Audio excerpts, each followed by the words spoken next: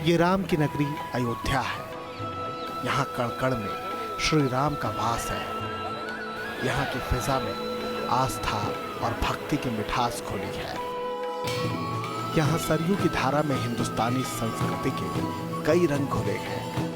वो नगरी जिसे वेदों और पुराणों में देवताओं का निवास बताया गया है। मान्यता है कि इसी पावन भूमि पर मर्यादा पुरुषोत्तम श्री राम का जन्म हुआ था। लेकिन युग बदला, वक्त बदला और इतिहास ने ऐसी करवट ली कि राम की इस भूमि पर एक बड़ा विवाद शुरू हो गया। ये विवाद भी ऐसा जिसने दो समुदायों के बीच एक दीवार सी खड़ी कर दी। दशकों से राम की इस भूमि को लेकर एक लड़ाई चल रही है। विवाद की गुत्थी सुलझाने के लिए जिला कोर्ट से शुरू हुई ये लड़ाई देश की सर्वोच्च अदालत की चौखट तक जा पहुंची है। मामला इतना पेचीदा और इतना संवेदनशील है कि सुप्रीम कोर्ट भी अंतिम फैसले से पहले बातचीत के जरिए इसके निपटारे की दरख्वास्त कर रहा है। रामनगरी में उपजे इस मंदिर मस्जिद विवाद को खत्म करने के लिए देश की सर्वोच्च अदालत ने एक नायाब फॉर्मूला समझाया है। चीफ जस्टिस JS खेहर की अध्यक्षता वाली 3 सदस्यीय खंडपीठ अयोध्या मामले की सुनवाई कर रही है। जस्टिस खेहर ने सुलह का एक आखिरी मौका दोनों गुटों की याचिकाकर्ता को दिया है। ये जो मेन मैटर है उसकी फ़ैसला होनी चाहिए। तो कोर्ट ने कहा कि हम तो चाहते हैं कि आप दोनों साइड्स बैठकर इसकी फ़ैसला करें और फिर हमारे पास आए उसकी एक समाधान के साथ। तो मैंने कहा कि वो बैठने के लिए आपकी आदेश की आवश्यकता है। इस पर तीनों न्यायाधीशों ने आपस में सलाह की थी 5-10 मिनट के लिए और फिर उन्होंने ये कहा कि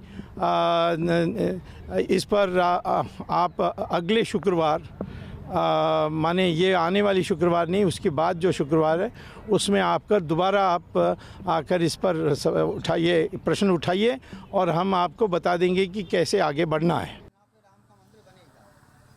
कोर्ट की इस एक टिप्पणी भर से दिल्ली से लेकर अयोध्या तक हलचल तेज हो गई है। सबकी अपनी अपनी दलीलें हैं।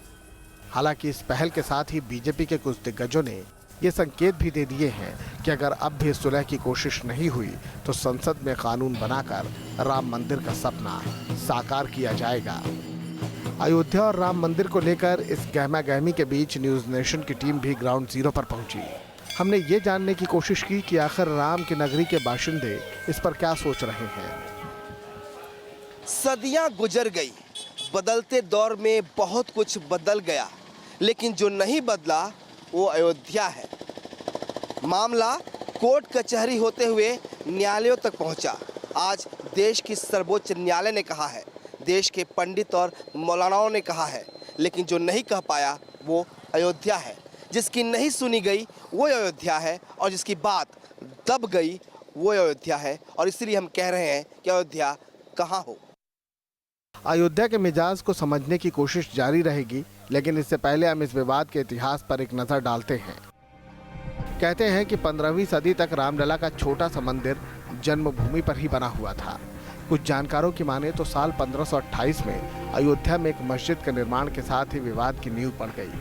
माना जाता है कि मुगल सम्राट बाबर ने यह मस्जिद बनवाई थी, जिसकी वजह से इसे बाबरी मस्जिद का नाम दिया गया। हिंदुओं की मान्यता है कि मुगलिया सल्तनत के दौर में हुई इस गलती का सुधार होना चाहिए, जबकि मुसलमान ऐसे किसी मंदिर का वजूद मानने से ही इनकार करते हैं। ये मसले कैसे तय होगा, किस बेसिस पर हम वो बैठेंगे, हम कुछ कह रहे हैं वो कुछ कह रहे हैं। हमारे देखिए ऑन पेपर, ऑन रिकॉर्ड, जो भी रिकॉर्ड है वो मुसलमानों के पक्ष में है। वो कहते हैं मेरी आस्था जुड़ी है, तो मैं भी कह सकता हूँ मेरी आस्था है। अयोध्या का ये विवाद कई सदियों से चला आ रहा है, लेकिन 1853 में शहर की फिजा तब बिगड़ गई जब दोनों गुटों के लोग मरने मारने पर उतारू हो गए। हिंसक झड़पों में कई लोग जख्मी हो गए। मंदिर और मस्जिद का ये मामला साल 1885 में अदालत की दहलीज तक जा पहुंचा। महंत रघुवर दास ने फैजाबाद अदालत में राम मंदिर के निर्माण की इजाजत के लिए अपील दायर की। कथित तौर पर 23 दिसंबर 1949 को हिंदुओं ने केंद्रीय स्थल पर भगवान राम की मूर्ति रख दी। 1949 से हिंदू पुजारी नियमित रूप से पूजा पाठ करने लगे। कहते हैं तभी से यहाँ मुसलमानों ने नमाज पढ़नी बंद कर दी। जबकि वहाँ राम जन्मभूमि है, वहाँ मुसलमान के भी एविडेंस इतने हैं और या वो गवाही में भी कहे हैं कि हम वहाँ कभी नमाज नहीं पढ़े, चाहे वो हासिम की गवाही हो, चाहे हाजी महबूब की हो, चाहे उनके जो वकील हैं जाफ़र याब जिलानी, वो भी उन्होंने कहीं जिक्र नहीं किया कि हम वहाँ कभी नमाज पढ़ें। तो इससे लगता है कि जब हमारी वहाँ कब्जा है, मेरा आधार है, तभी तो हम वहाँ थे। किसी मस्जिद में तो हम जा कर के कब्जा नहीं कर रहे हैं। साल 2003 में मार्च से अगस्त के बीच इलाहाबाद हाईकोर्ट के निर्देशों पर भारतीय पुरातत्व सर्वेक्षण विभाग ने विवादित स्थल की खुदाई की। भारतीय पुरातत्व सर्वेक्षण विभाग की टीम का दावा है कि मस्जिद के नीचे मंदिर के अवशेष होने के प्रमाण मिले हैं। एएसआई की रिपोर्ट के मुताबिक विवादित मस्जिद के नीचे खुदाई में मंदिर जैसी एक विशाल इमारत, मंदिर की दीवार जैसी संरचना, खंभे, एक शिव मंदिर और कुछ मूर्तियों के अवशेष मिले हैं। हालांकि मुस्लिम पक्ष ने भारतीय पुरातत्व सर्वेक्षण विभाग की रिपोर्ट पर भी सवाल उठा दिए। रिकॉर्ड उठा के देख लीजिए, जिसमें कोई ऐसी ज़मीन नहीं जो मुसलमानों की ना हो, और भगवान तो सबके हैं। अब जब सन 92 में मस्जिद को शहीद की गई, अच्छा मैं एक सवाल आपसे भी पूछना चाहता हूँ कि अगर जब वो कहते हैं, हिंदू हमारे भाई जो कहते हैं कि वो मंदिर थी, ठीक है, तो उसको आपने तोड़ा क्यों? फर्स्ट सवाल। और अगर उसको गिरा दिया गया, मस्जिद को शहीद कर दी गई, उसके बाद पूरी मूर्ति, पूरी चीज़ मलबा जो वहाँ उठा के धर्मदास जी ने उठा के लेके चले गए, जो हमारे पास ऑन रिकॉर्ड है, हर चीज़ में है, तो उसके बाद नरसिम्हा राव जी ने वोट के वजह से कि अब हिंदुओं को अपनी तरफ रुजू करने के लिए रुझान उनका ये था कि लाओ एक चबूतरा बना दिया और ला के एक मूर्ति बिठा दिया, तो कहते हैं ये गर्भगिरा होगा।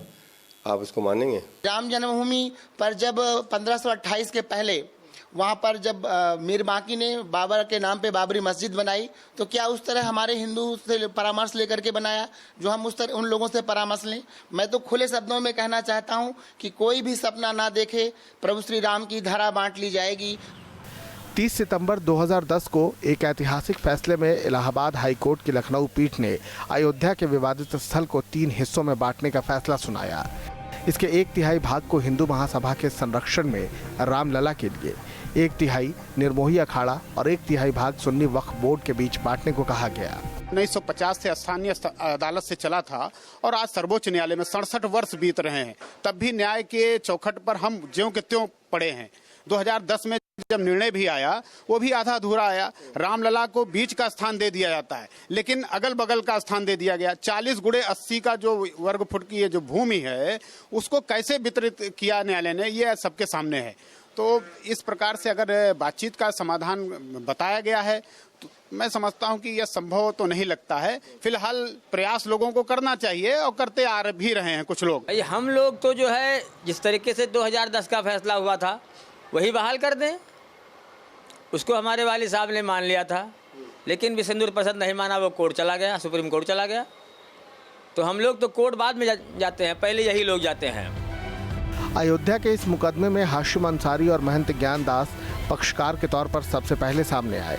कहने वाले तो ये भी कहते हैं कि दोनों कई बार एक ही रिक्शे से अदालत तक जाते थे। दोनों के बीच सुलह को लेकर भी कई बार बातें हुई, लेकिन धीरे धीरे इस मसले में इतने वादी जुड़ते गए कि मामला पेचीदा होता गया। जिलानी साहब ने बिल्कुल ठीक कहा है कि केवल मुसलमानों के यहाँ बात करने के लिए आते हैं, इन लोगों के पास नहीं जाते। अगर बात करना है तो इनको बुलाओ, हमको बुलाओ, दोनों को बुलाओ। तो केवल ये अखबारों में खाली बयान होता है कि इनको बुलाया जाए, इनसे बात किया, उनसे बात की, कोई बात नहीं करता। आपका कहने मतलब बैठ के बात नहीं हुई आज तक कभी कि सभी पक्ष पर बात करें? हमारे यहाँ महान ज्ञानदास जी ने बहुत प्रयास किया।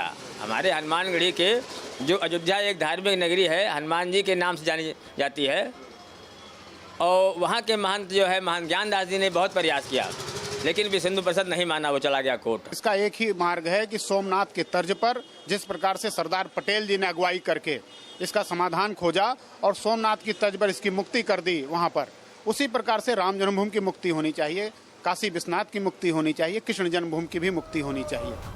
अब आपको अयोध्या के बीचों बीच बने इस मंजर को भी दिखा देते हैं। ये राम जन्मभूमि न्यास कार्यशाला है, जहाँ साल 1992 से पत्थरों को तराशने का काम किया जा रहा है। यहाँ देश भर से ईंटों को मंगाया गया था, जिस पर श्री राम का नाम लिखा है। इन तस्वीरों में आप देख सकते हैं कि कैसे यहाँ पड़ी ईंटें और शिलाएं वक्त के साथ काली पड़ने लगी हैं। जितना जैसे जो स्ट्रांग शेर मिल गए हैं यूपी को, तो राम मंदिर बनना ही जरूरी है। अपनी हिंदू संस्कृति जब अगर ये करना है तो राम मंदिर होना जरूरी है। जय श्री राम। जय श्री राम। आप लोग भी मैडम, आप लोग भी आई हैं पुणे से, आप लोग हैं तो आप सभी लोग पुणे से, आप लोग यहाँ पे आए हो। कार से भी पत्थर रखे गए थे बनाने के लिए। आपको लगता है कि मंदिर बन जाना चाहिए? सुप्रीम कोर्ट ने कहा है कि दोनों पक्ष बात करके आपस में फैसला कर ले। बनाने का है ना, बनने हो बनना चाहिए।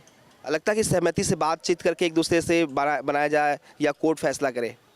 सहमति से सबसे सहमति से होना चाहिए और हो जाएगा ही। अभी तो योगी आदित्यनाथ काम कर रहे हैं इसी तरह से हो जाएगा। आपको लगता है कि कुछ होगा?